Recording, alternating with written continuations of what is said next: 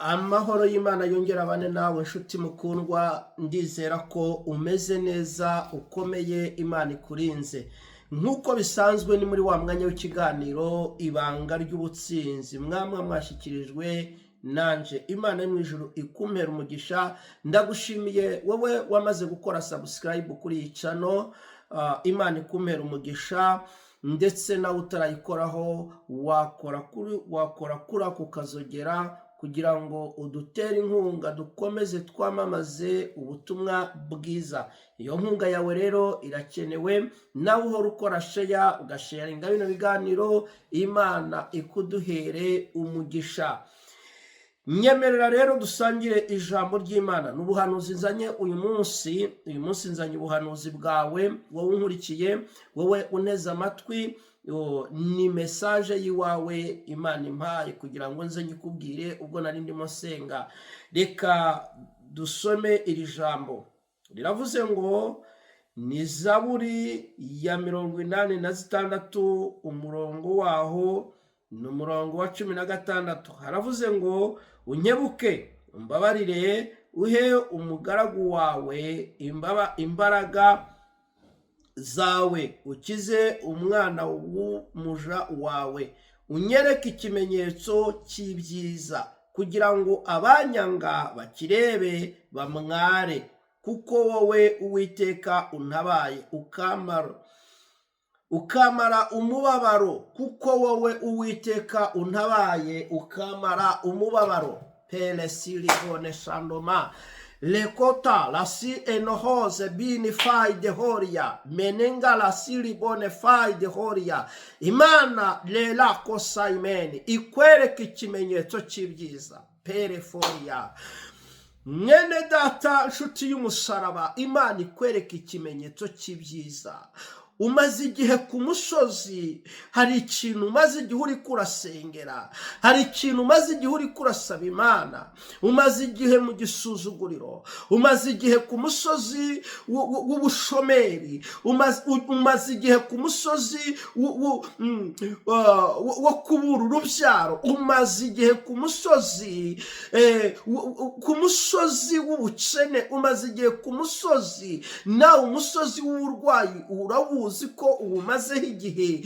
Umaze igihe ku musozi, hari amajambo bamaze igihe bakubwira, hari amajambo bamaze igihe bakubwira ko Imana yawe idakora, ariko darasirima ndagusengeye dohosa ibinifa. Imana nikwereka ikimenyetso cy'ibyiza nshuti y'umusaraba. Imana nikwereka ikimenyetso cy'ibyiza kugira ngo abakwanga, abari baguteza amaso bakirebe bamware, bavuge ngo tubonye Imana yasenze, bavuga ngo tubonye Imana yakurikiye. Imana nikwereka ikimenyetso cy'ibyiza uragikeneye nshuti y'umusaraba. Imana ikwereka ikimenyetso cy'ibyiza.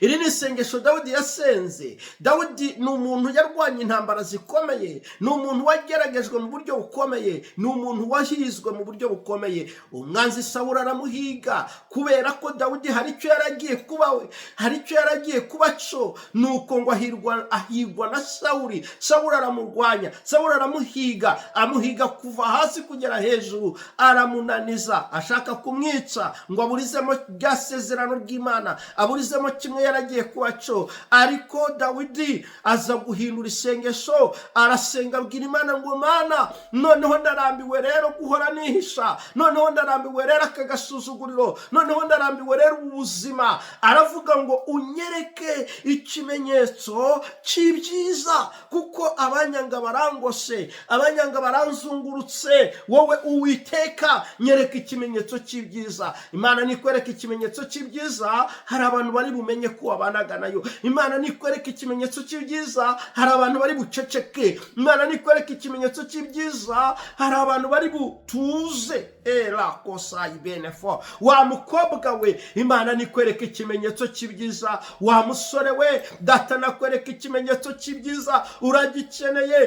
Kumbure hari abavuze kutazarongora, ariko data akwereka ikimenyetso cy'ibyiza. Muri uku kwezi twinjiyemo kwa gatandatu, n'ukwezi kugize igice cy'umwaka, twinjiye mu gice cy'umwaka. Muri iki gice cy'umwaka twinjiyemo, data kwereka ikimenyetso cy'ibyiza. Hallelujah. haleluya. Data nakwereka ikimenyetso cy'ibyiza. Wa musore we abavuze ngo ntuzashaka, reka baze kubibona ko wakoze mariage nziza. Wa mukobwa we nimba ari n'abakuziritse, nimba ari n'abaguhambiriye, data nakwereka ikimenyetso cy'ibyiza. Iyo umuntu abonye ikimenyetso cy'ibyiza abantu baraceceka, abantu baratuza. Imana nikwereka ikimenyetso cy'ibyiza. Bavuze ngo ntuzabona akazi, Imana nikaguhe, maze abakuvugaga baceceke. Data nakwereka ikimenyetso cy'ibyiza. Niwaza kukibona uraza kunezerwa. Ikimenyetso cyatujeho turanezerwa, ikimenyetso cyatujeho turatuza, ikimenyetso cyatujeho kiduhesha agaciro ahantu tutari tugafite, kiduhesha agaciro. Reka data kohereza ikimenyetso cy'ibyiza. Peta kosa ya boneforia, rakosangone manga ya boneforia. Ndagusengeye mu izina rya Yesu. Data nakwereka ikimenyetso cy'ibyiza. Data nakwereka ikimenyetso cy'ibyiza. Data nakwereka ikimenyetso cy'ibyiza. Eno kosandanga ya boneforia. Ndasanga ngura ibicaniro byose byari ku buzima bwawe. Ndasenya imyuka yose yari ku buzima bwawe. Ndananiza ikintu cyose cyakunanizaga. Ndasenze ngo ikimenyetso cy'ibyiza ukibone muri uku kwezi kwa gatandatu. Ndasenze ngo ikimenyetso cy'ibyiza ukibone muri uyu mwaka utaraba osikayamanda. Uyu mwaka twinjiyemo tugezemo hagati. Imana ikwereka ikimenyetso cy'ibyiza mu izina rya Yesu. Iyo ndwara ikire, abavuze kutazakira bamaramare. Ndagusengeye Imana ikwereka ikimenyetso cy'ibyiza nuko yakeretse Dawidi, nawe ukikwereka mu izina rya Yesu. Iyi video yoherereza inshuti zawe ziri hirya no hino. Niwabikora Imana iraguha umugisha mu izina rya Yesu Kristo Munyanazareti. Amen.